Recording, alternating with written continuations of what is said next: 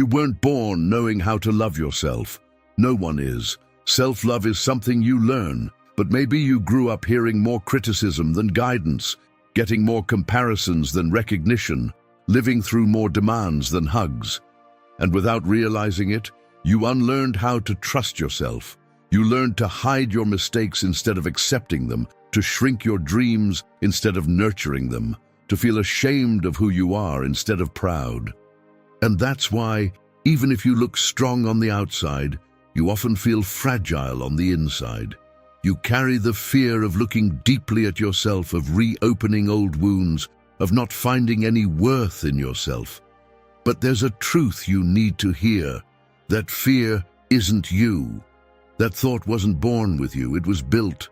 Stoicism doesn't treat self-esteem as something emotional, it treats it as something trainable. You can rewrite the way you see yourself, recover your strength, and above all, build a steady self-love that doesn't waver in the face of criticism, rejection, or failure. That's exactly what we're going to talk about here. 10 Stoic lessons to rebuild the way you see yourself, treat yourself, and stand before life. Before we begin, do something simple. Write in the comments, "Today I learn." It's not just a phrase. It's a decision point, because the moment you accept that you can learn, you stop treating yourself like a problem and start treating yourself like someone who can grow. You stop judging yourself and start training yourself. And when that shift happens, everything else starts to make sense. 1. The imperfect structure. There is a silent trap that catches everyone. The idea that you will only deserve respect, value, self-worth when you are ready, when there are no more flaws, no more insecurities, no more contradictions. But that moment never arrives, because there is no final version of someone who is still being built. To truly love yourself is not to wait until you become flawless. It is to hold your own gaze without looking away and still say, "I am not ready, but I am in motion." And that already puts me ahead of most people. There is a Japanese technique called kintsugi, used to restore broken pottery, and it carries an idea that completely changes the way you see your own flaws. They do not hide the cracks, they do not disguise the damage, they do not try to return to what it was before. They fill the cracks with gold. What was once broken became the highlight. What was once a defect became identity. Now think about this clearly. The problem was never that you have flaws. The problem was trying to hide them as if they were shame, when, in reality, they are the exact point where you can grow stronger. Seneca said that no one is so wise that they have nothing left to learn. And this is a direct reminder from Stoicism. If you still have flaws, it is because you are still in the process, and that is a sign of life, not of failure. Burn this into your mind. Those who fake perfection become paralyzed. Those who own their imperfection evolve. How many times have you tried to hold up an image that did not match what you were feeling? How many times have you chosen to seem strong instead of being honest with yourself? That kind of posture creates an internal split. On the outside, you maintain control. On the inside, you pile up tension, insecurity, and exhaustion. And no one carries that for long without paying the price.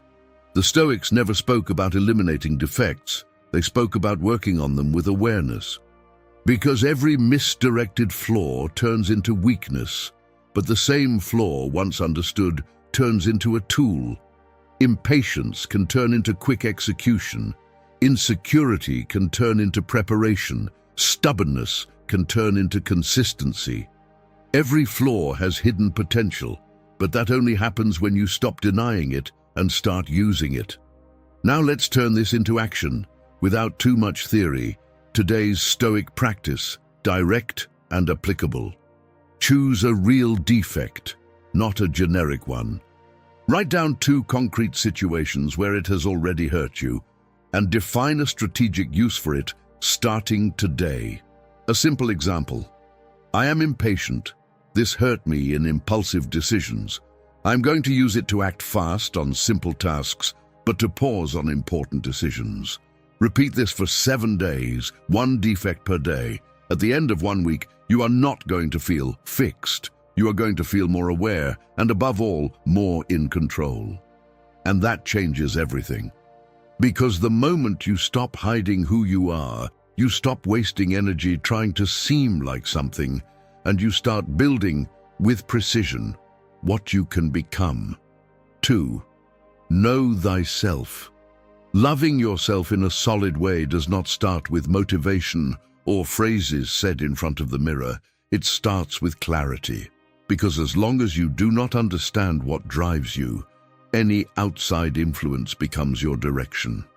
You can earn respect, you can appear confident, you can even stand out in some environments, but if you do not know who is behind your choices, everything falls apart under the first real pressure. All it takes is one piece of criticism, one manipulative compliment, or one inner doubt, and you no longer know what to lean on. Think about a compass. If it is out of alignment, no matter how much you walk, you only drift further from the destination. That is what happens to someone who does not know themselves. The person moves, the person tries hard, but they are always off course. Michel de Montaigne wrote something that fits perfectly right here. The greatest thing in the world is to know how to belong to oneself. And there is nothing abstract about that. It means not abandoning yourself to fit into places, not distorting yourself to be accepted, not negotiating what you know defines you. The problem is that you were trained the other way around. Before learning to understand yourself, you learned to please. Before forming an opinion, you learned to adapt. How many times have you said whatever, when in reality it mattered? How many times have you agreed just to avoid conflict? How many times have you stayed silent about something important, not out of maturity, but out of fear of rejection? Each one of those choices seems small, but they all have the same effect. They pull you away from your own center. And when you drift too far, something more serious than it seems takes place. You lose your internal compass. You no longer know if a decision is yours or if it was inherited from your surroundings. You lose the difference between conviction and adaptation. And without that compass, any comparison shrinks you, any firmer opinion pushes you around. But when you define what you value, what you accept, and what you will not negotiate, your posture stops wavering. Self-knowledge is not empty introspection, it is reading your patterns. It is realizing that your anger almost always comes from frustration. That your procrastination is not laziness, it is fear of not measuring up, and that your anxiety does not come from the present. It comes from the attempt to control something that has not even happened yet. You do not fix this by running away. You fix it by understanding. And here is where the practical part comes in. No complications, no ritual, just real behavior adjustment. Start small, but with intention. Trade 30 minutes of automatic distraction today for conscious presence. Less time reacting to content, more time noticing what you feel, what you think, what bothers you. Turn down the outside noise a little, and you will start to hear something that has been muffled the whole time. Yourself. It can be sitting in silence for a few minutes before going to sleep. It can be going for a walk without headphones. It can be simply not grabbing your phone on the first impulse. It is not about doing more things. It is about opening up internal space. And when that space appears, you start to notice patterns, decisions, impulses, and for the first time, you start to choose with more awareness. Your tool for growth is self-knowledge. The moment you start using it, your life expands far beyond what you imagined. You stop putting yourself into situations whose ending you already know. You stop repeating decisions that have already cost you dearly. You stop accepting what has already proven not to work. Not because you became someone better, but because you finally stop learning only after breaking and you start adjusting before. 3. Take control of your reactions. You don't control the world, but you control how you react to it. That is one of the greatest strengths a human being has. Unshakable self-worth is born the instant you stop being a hostage to other people's words, criticism, or provocations, and start governing your own inner world. Epictetus said, "No one can hurt you without your consent." This is not about ignoring what happens, it is about understanding where the damage actually settles in. The pain may appear at the moment of impact, but it only lingers when you mentally replay what happened, like someone who keeps pressing down on an open wound. When someone tries to belittle you, the choice is not in what was said, it is in what you do afterward. You can turn that into passing noise or into an echo that keeps repeating inside your mind. Think about how many times you reacted on impulse and regretted it later, said something sharp that hurt someone you love, blew up over a small detail, or went quiet in a heavy silence that created more tension than any spoken word. The problem is not the emotion, it is the speed with which you obey it. When the reaction comes without any pause, you are not making a decision, you are just running a pattern. Marcus Aurelius, even as an emperor, dealt with constant criticism and still wrote, "If someone offends you, it is he who degrades himself, not you." That sentence is not about morality, it is about function. It gives you back your power to decide. The world remains unpredictable, but that does not force you to operate on autopilot. An unfiltered reaction is like an unlocked door. Any stimulus walks in and takes up space. Self-control is not the absence of emotion. It is the ability to delay the response until it actually makes sense. And this is where Stoic practice has to stop being a concept and become a procedure. The Stoics used the praemeditatio malorum, but not as loose reflection. They mentally rehearsed specific situations in order to shorten reaction time when those situations actually showed up. You can do the same in an objective way. Pick one recurring situation that tends to throw you off balance. Just one. It could be a piece of criticism, a delay, a sharp reply. Now define it ahead of time, what your default response will be for that. Not something pretty, something functional, short, executable, repeatable. For example, if someone provokes you, you ask a question instead of reacting. If something gets delayed, you reorganize the next step right away. If you hear a criticism, you only respond after a few seconds, never in the heat of the moment. This is not abstract emotional control. This is pre-deciding. And the moment the situation actually happens, the simplest and most decisive piece comes in, the rule of 3 breaths. Before any response, you take 3 full breathing cycles, no exceptions. That pause creates a space between stimulus and action, and that space is where control exists. Without that space, you react. With that space, you choose. Another practice reinforces this, distancing. Watch your thoughts as events passing through. Anger, irritation, anxiety. They show up as a physical impulse, but they do not have to turn into behavior. When you understand this in practice, something changes in a concrete way. You stop treating every emotion as an order that has to be obeyed. Self-control is not about looking calm. It is about not handing over the steering wheel to any external stimulus. Because when you master your reactions, you drastically reduce the mistakes that cost the most in your life, decisions made on impulse. And avoiding bad decisions is worth more than trying to fix them later. When you feel a strong impulse, run the protocol. First, the trigger is identified. Second, the response is already defined. And third, breathing before acting. Simple, repeatable, trainable. Because in the end, whoever controls his own reaction does not need to conquer the world. He only needs to hold the line at the moment that matters most. 4. The strength born from pain. Pain is unavoidable. Losses, rejections, breakups, none of us walks through life untouched by them. But there is a point almost no one notices. The pain is an event. The meaning you give to it is an ongoing process. And it is that process that defines who you become afterward. Stoicism reminds us that every hardship carries within it an opportunity to grow stronger. It is what they called amor fati, to love your fate, even when it brings wounds you did not choose.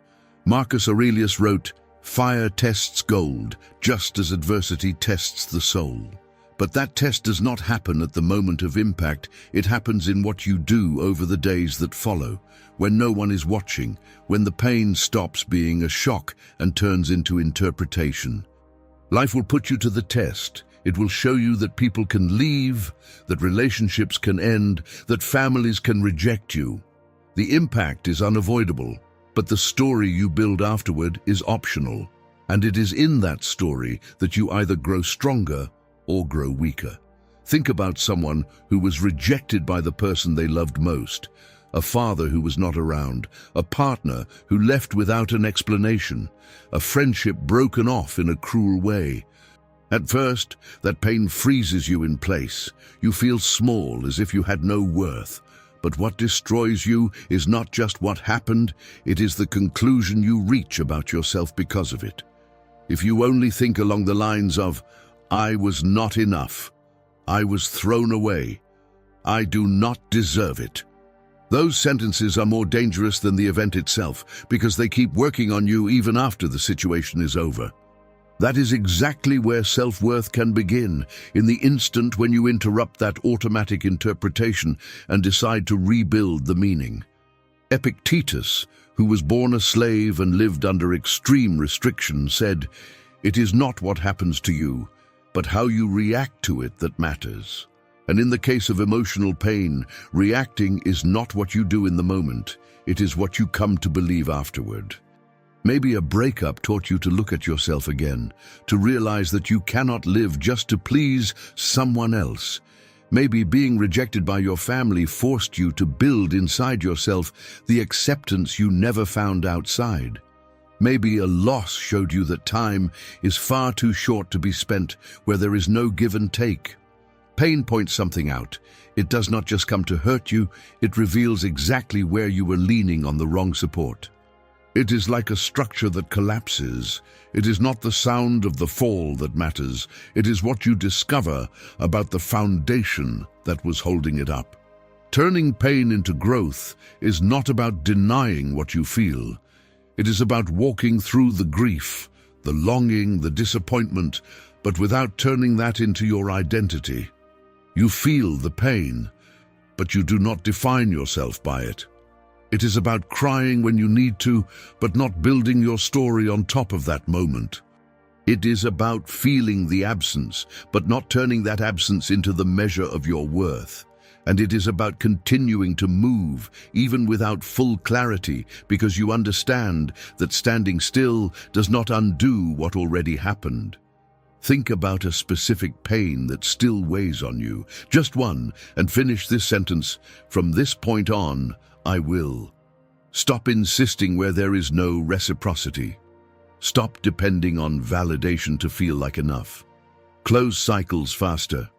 That is the point where the pain stops being a memory and starts working as a decision criterion. And when that happens, the same experience that could have weakened you starts making you more selective, more clear-headed, and less vulnerable to the same mistake. Because in the end, pain does not strengthen you on its own. It only turns into strength when you pull direction out of it. The scar is not the problem.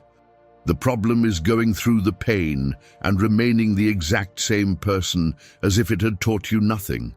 5. Conscious self-protection. Loving yourself takes the courage to choose yourself. And choosing yourself means understanding that not everything deserves your presence. Not everyone has the right to your time, and not every voice deserves your energy. Self-protection is not about closing yourself off from the world. It is about defining what can pass through you without distorting who you are. Many people confuse generosity with submission. They believe that saying no is a lack of kindness. when in truth it is the most honest form of self-love, because the person who never says no, little by little, ends up saying no to themselves. Seneca said, "Life is long enough if you know how to make the most of it." The problem is not a lack of time. It is scattered focus without any standard. How can you make the most of life if you give away your time without a filter? How can you keep peace of mind if every invitation turns into an obligation? If every favor turns into a burden? If every outside expectation turns into your direction? This does not happen all at once. It happens through build-up. One yes without real desire, then another, then one more, until you no longer know where what you want ends and what they expect from you begins. Every time you cross your own limits, you reinforce a silent message. What I need can wait. And when this repeats itself, you stop trusting yourself. Stoicism is direct on this point. Your most scarce resource is not time, it is directed attention. Marcus Aurelius wrote, "Each person's life is worth what their attention is worth."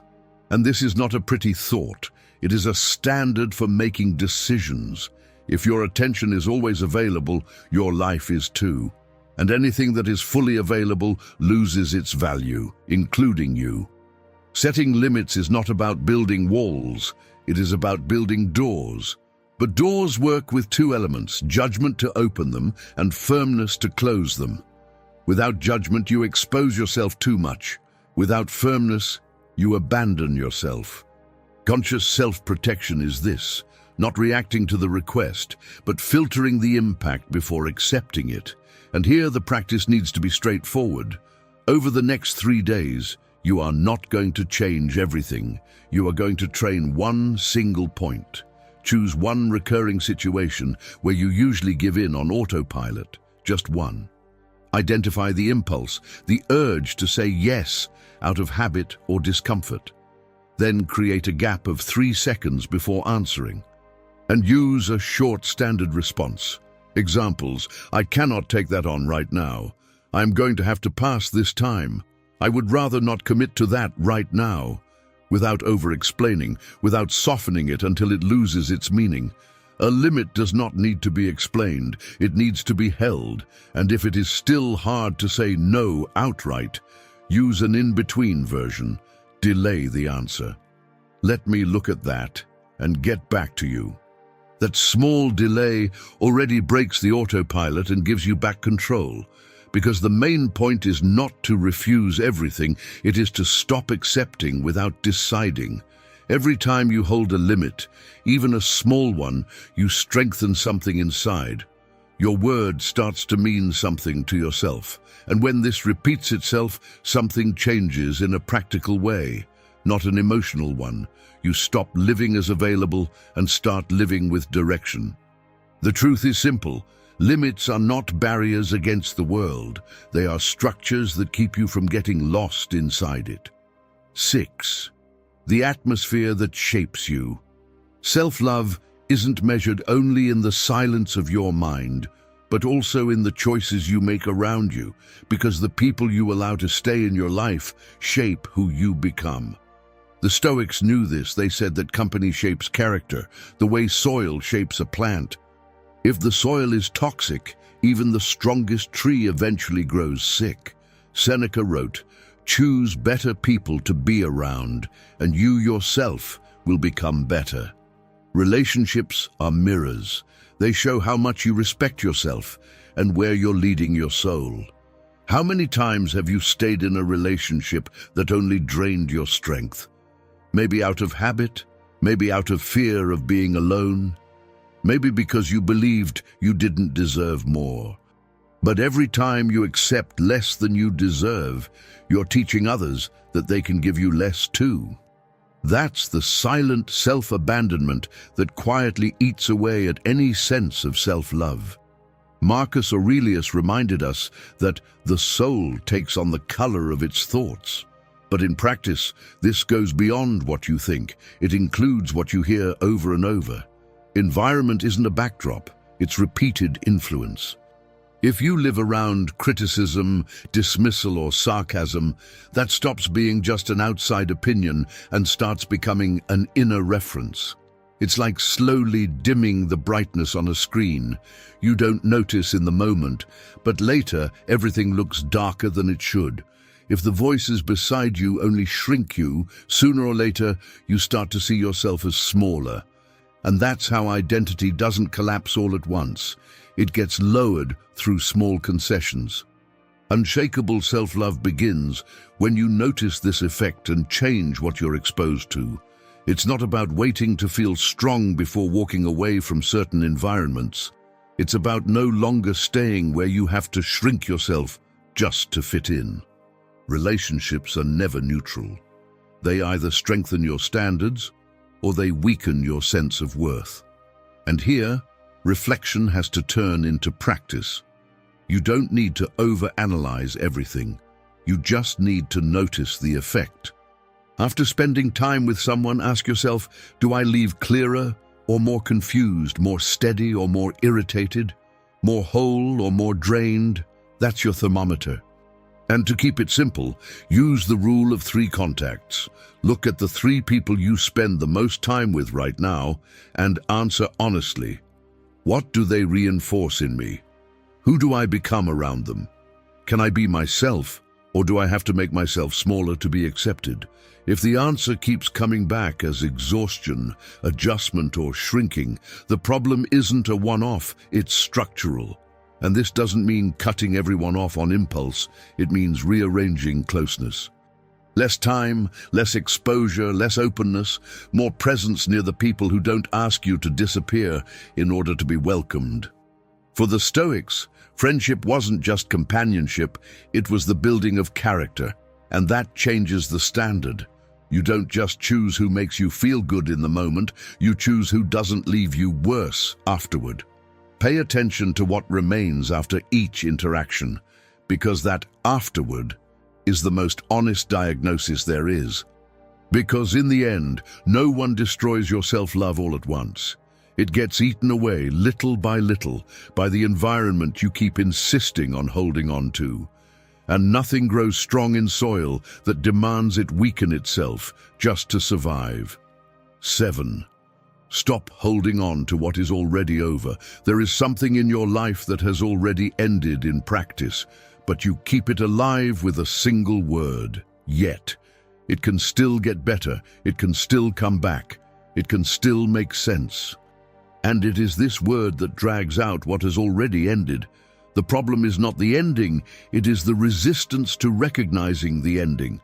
Because as long as you sustain this yet, you keep pouring energy, attention, and expectation into something that no longer responds. And without realizing it, you turn a closed situation into a cycle that drags on. Stoicism teaches us that this attachment does not strengthen, it prolongs.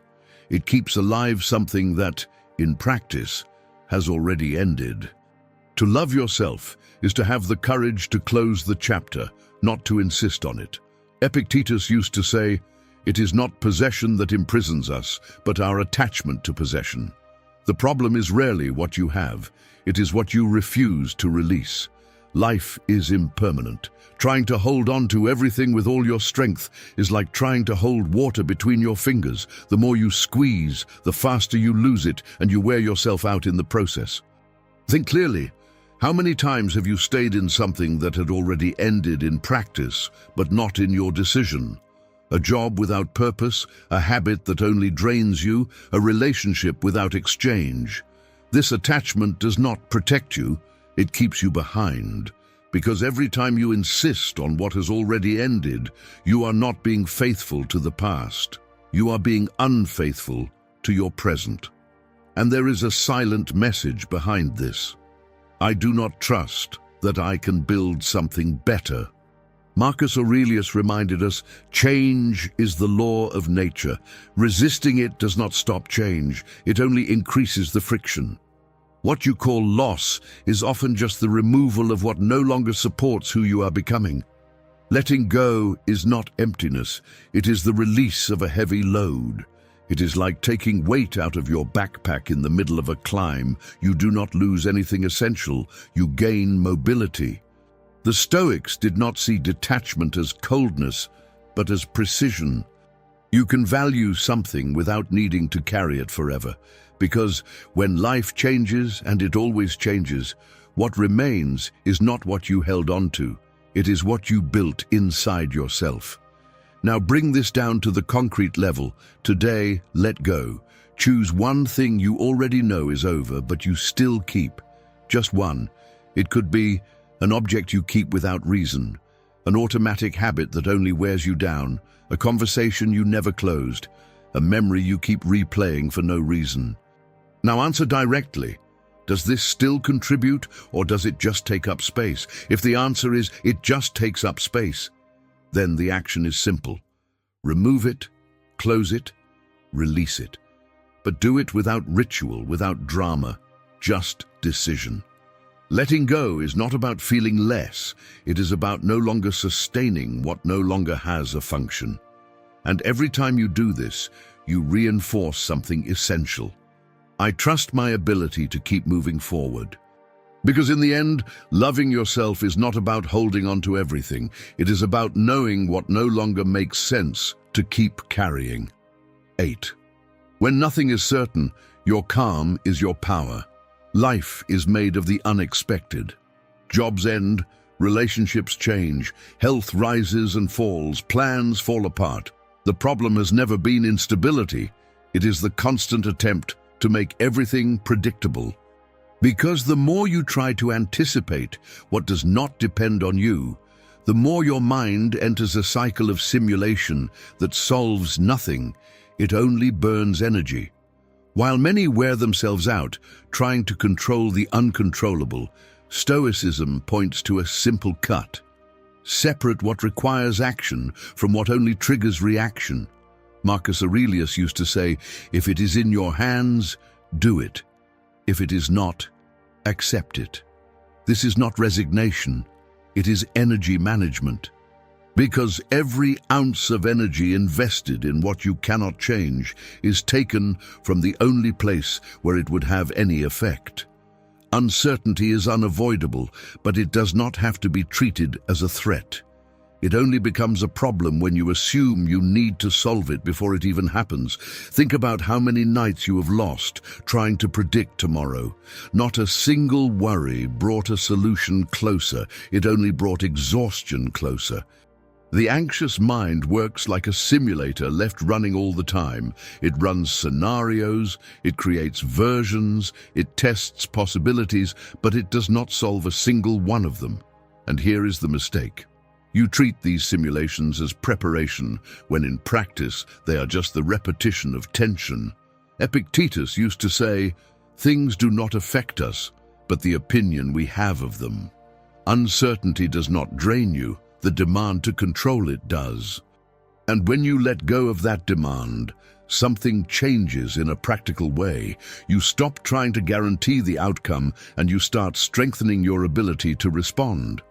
This is where the Stoic technique comes in, but with a real purpose. The premeditatio malorum was not about imagining problems loosely. It was about choosing specific scenarios and training your own reaction to them.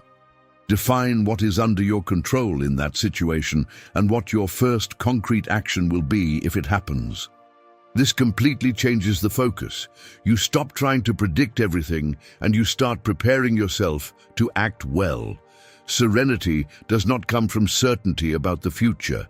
It comes from the confidence that no matter what happens, you will not freeze. And this confidence is not born from positive thinking. It is born from the repetition of firm decisions in the present. In the end, dealing with uncertainty is simple but not easy. You do not need to see the whole road. You only need to secure the next step.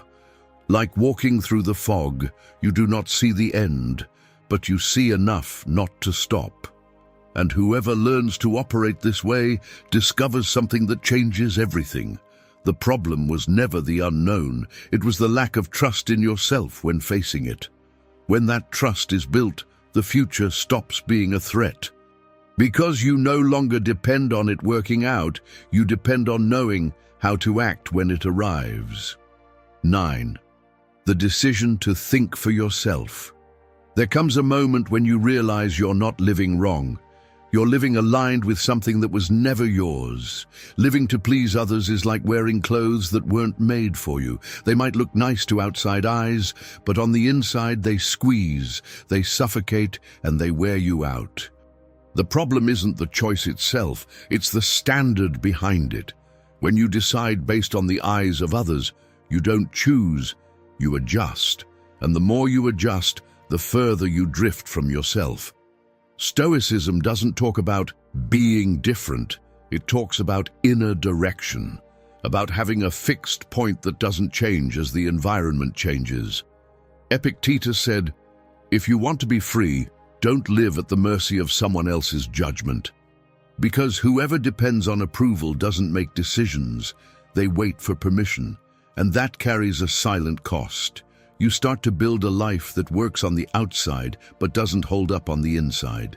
Think with precision. How many of your decisions were truly yours? The career chosen to please, the path followed to avoid disappointing, the relationship kept to avoid judgment. From the outside, they look like safe choices.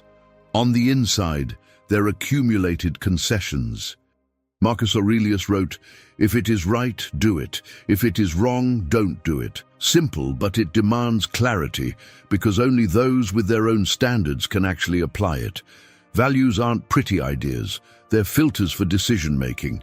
And if you don't define your values, the environment defines them for you. When you act against your own values, the price isn't external, it's internal. You lose consistency, you lose trust in yourself, you lose your foundation. Seneca said, "The greatest wealth is to live content with oneself." And that contentment doesn't come from always being right. It comes from not betraying yourself when you decide. When your choices reflect your values, something falls into place. You might still make mistakes, but you don't lose yourself. Loving yourself isn't feeling good all the time, it's being able to respect yourself after every decision. And when that happens, you no longer need the crowd to validate your path. Because you already have a standard that supports who you are. 10. You only win when you stop dividing yourself. The biggest mistake about self-love is thinking it begins when you improve. In practice, it begins when you stop rejecting yourself. True self-love isn't denying who you are, it's embracing every part of yourself. The Stoics knew that no one is made only of calm and virtue. We all carry flaws, impulses, and contradictions. The secret isn't in dividing yourself between what you like and what you reject, it's in becoming whole. Marcus Aurelius, in his Meditations, wrote down impatience, irritation, exhaustion. He didn't write to blame himself, he wrote to keep from fooling himself. That kind of honesty with yourself is one of the greatest signs of strength. Loving yourself is letting go of pretending you're different from what you really are. When you reject parts of yourself, you live in inner conflict. It's like trying to drive while pulling the wheel in two directions at once. You don't move forward, you just wear yourself down.